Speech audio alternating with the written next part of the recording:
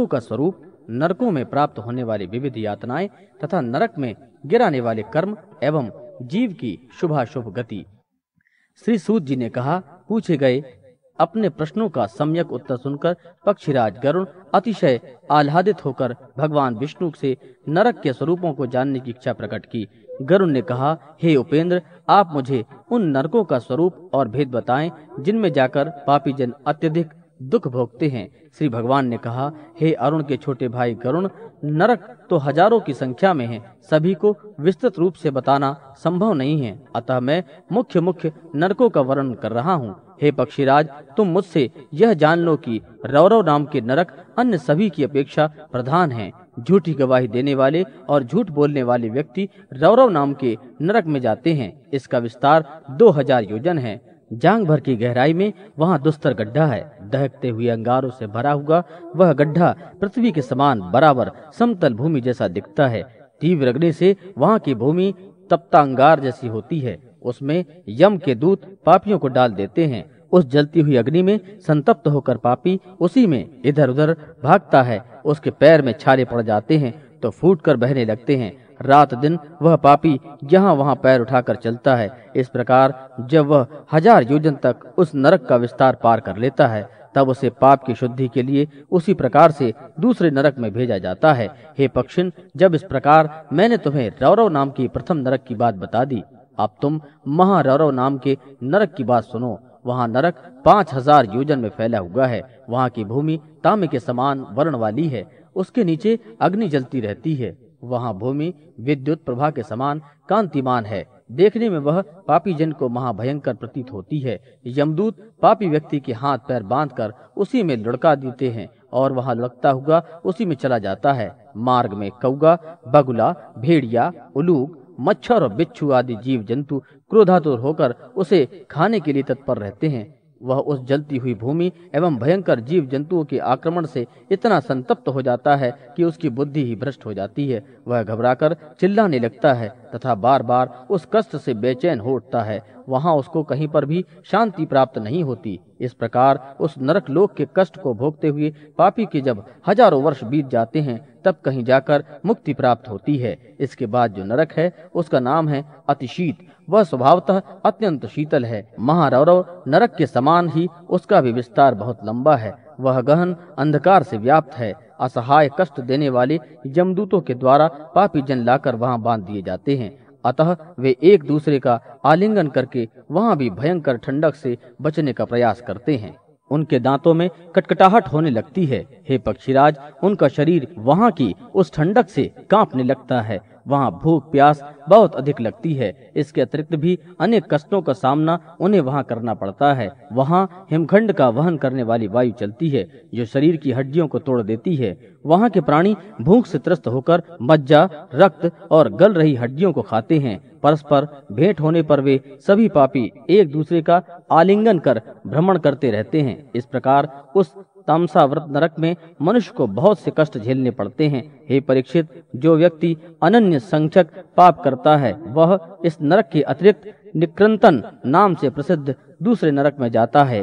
हे खगेंद्र, वहाँ अनवरत कुंभाकार में चक्र के समान चक्र चलते रहते हैं, जिनके ऊपर पापी जन को खड़ा करके यम के अनुचरों के द्वारा अंगुलियों में स्थित काल सूत्र में उनके शरीर को पैर से लेकर शिरोभाग तक छेदा जाता है, फिर भी उनका प्राणांत नहीं होता। इसमें शरीर के सैकड़ों भाग टूट टूट कर छिन्न भिन्न हो जाते हैं और पुनः इकट्ठे हो जाते हैं। इस प्रकार यमदूत पाप कर्मियों को वहाँ हजारों वर्ष तक चक्कर लगवाते रहते हैं। जब सभी पापों का विनाश हो जाता है, तब कहीं जाकर उन्हें उस नरक से मुक्ति प्राप्त होती है।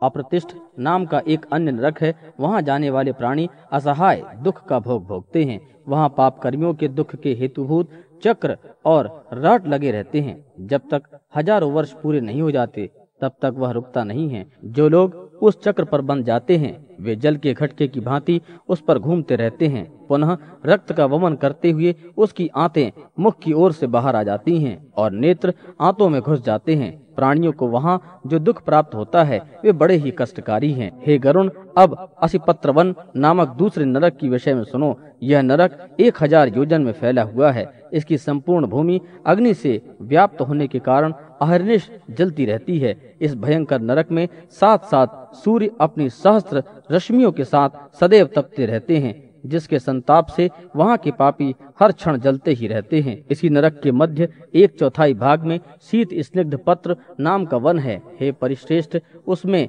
वृक्षों से टूटकर गिरे फल और पत्तों के ढेर में लगे रहते हैं। मांसाहारी बलवान कुत्ते उसमें विचरण करते रहते हैं। वे बड़े बड़े मुख वाले, बड़े बड़े दांत वाले तथा व्याघ्र की तरह महाबलवान होते हैं।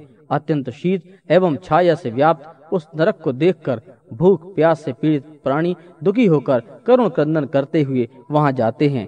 ताप से तपती हुई पृथ्वी की अग्नि से पापियों के दोनों पैर जल जाते हैं। अत्यंत शीतल वायु बहने लगती है, जिसके कारण उन पापियों के ऊपर तलवार के समान तीक्ष्ण धार वाले पत्ते गिरते हैं। जलते हुए अग्नि समूह में युद्ध भूमि में पापी जन छिन्न भिन्न होकर गिरते हैं। उसी समय वहां के रहने वाले कुत्तों का आक्रमण भी उन पापियों पर होने लगता है। शीघ्र ही वे कुत्ते रोते हुए उन पापियों के शरीर के मांस को खंड खंड करके खा जाते हैं। हे तात, असिपत्रवन नामक नरक के विषय में मैंने आपको बता दिया। अब तुम महाभयानक तप्त कुंभ नाम वाले नरक का वर्णन मुझसे सुनो। इस नरक में चारों ओर फैलाए हुए अत्यंत गर्मागर्म घड़े हैं। उनके चारों ओर अग्नि प्रज्वलित रहती है। वे उबले हुए तेल और लौह के चूर्ण से भरे रहते हैं। पापियों को ले जाकर उन्हीं में औंधे मुख डाल दिया जाता है।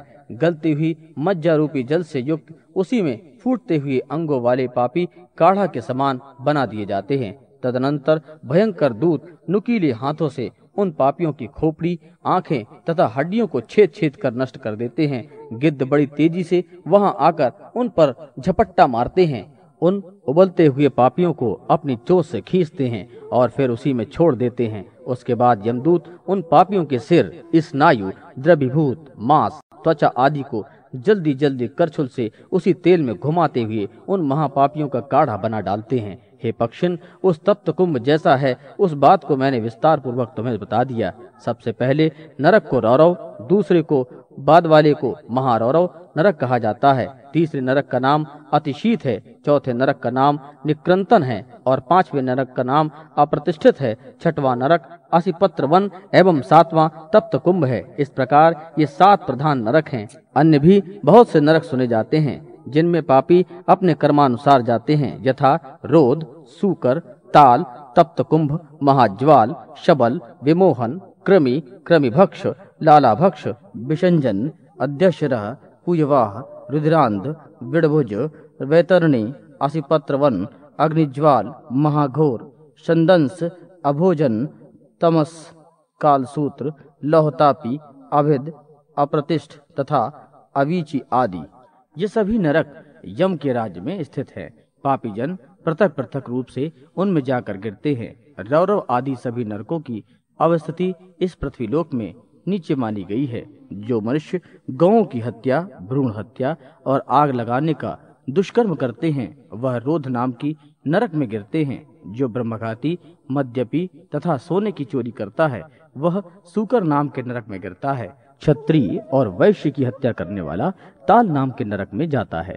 जो मनुष्य ब्रह्म हत्या एवं गुरु पत्नी तथा बहन के साथ सहवास करने की दुश्चेष्टा करता है वह तप्त कुंभ नाम के नरक में जाता है। जो असत्य संभाषण करने वाले राजपुरुष है उनको भी उस नरक की ही प्राप्ति होती है। जो प्राणी निर्दिष्ट पदार्थों का विक्रेता, मदिरा का व्यापारी तथा स्वामी भक्त सेवक का परित्याग करता है वह तप्त लौह नाम के नरक को प्राप्त करता है।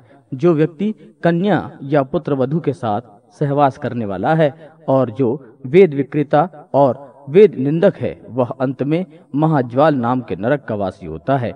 जो गुरुओं का अपमान करता है वह शब्द बाण से उन पर प्रहार करता है तथा आगम्या स्त्री के साथ मैथुन करता है वह शबल नाम के नरक में जाता है। शौर्य प्रदर्शन में जो वीर मर्यादा का परित्याग करता है वह विमोहन नाम के नरक में गिरता है। जो दूसरों का अनिष्ट करता है उसे कृमिभक्ष नाम के नरक की प्राप्ति होती है। देवता और ब्राह्मणों से द्वेष रखने वाले प्राणी लालाभक्ष नरक में जाते हैं। जो पराई धरोहर का अपहरण करता है तथा जो बाग बगीचे में आग लगाता है उसे विषंचन नाम के नरक की प्राप्ति होती है। जो मनुष्य असत पात्र से दान लेता है तथा असत प्रतिग्रह लेने वाला अयाज्य याजक और जो नक्षत्र से जीव को उपार्जन करता है वह मनुष्य अधः शिरः नाम के नरक में जाता है। जो मदिरा मांस आदि पदार्थों का विक्रेता है वह पूयवाह नामक घोर नरक में गिरता है। जो कुक्कुट, बिल्ली, सुअर, पक्षी, मृग, भेड़ों को बांधता है वह भी उसी प्रकार के नरक में जाता है।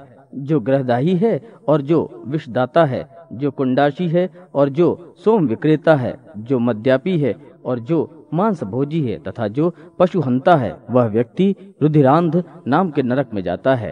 ऐसे विद्वानों का अभिमत है एक ही पंक्ति में बैठे हुए किसी प्राणी को धोखा देकर जो लोग विष खिला देते हैं उन सभी को विषडभुज नाम का घोर नरक प्राप्त होता है। मधु निकालने वाला मनुष्य वैतरणी और क्रोध मूत्र संज्ञक नामक नरक में जाता है।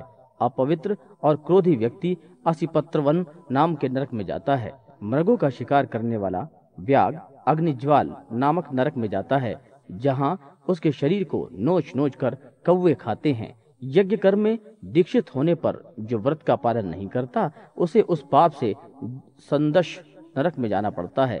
यदि स्वप्न में भी सन्यासी या ब्रह्मचारी स्खलित हो जाए तो वह अभोजन नाम के नरक में जाता है। जो लोग क्रोध और हर्ष से भरकर वर्णाश्रम धर्म के विरुद्ध कर्म करते हैं उन सबको नरक लोक की प्राप्ति होती है।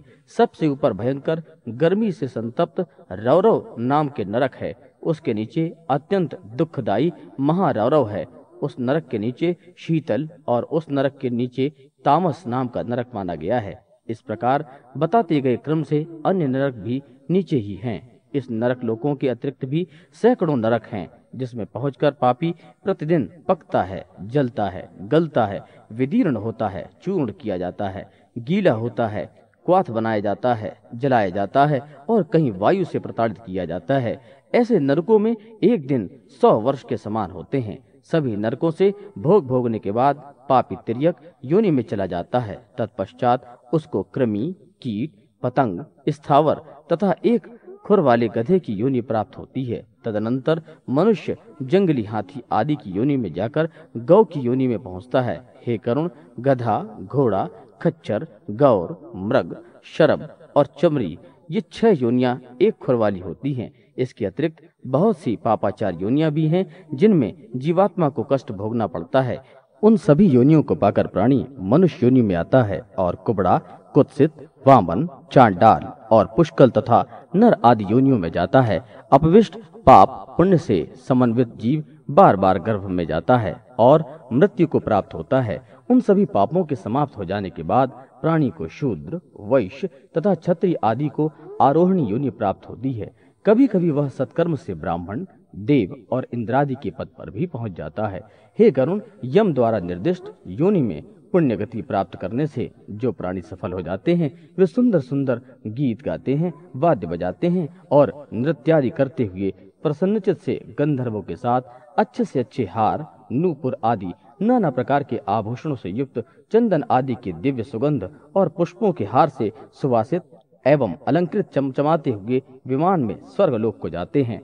पुण्य समाप्ति के पश्चात जब वे पुनः वहां से पृथ्वी पर आते हैं तो राजा अथवा महात्माओं के घर में जन्म लेकर सदाचार का पालन करते हैं। समस्त भोगों को प्राप्त करके पुनः स्वर्ग को प्राप्त करते हैं। अन्यथा पहले के समान आरोहिणी योनि में जन्म लेकर दुख भोगते हैं।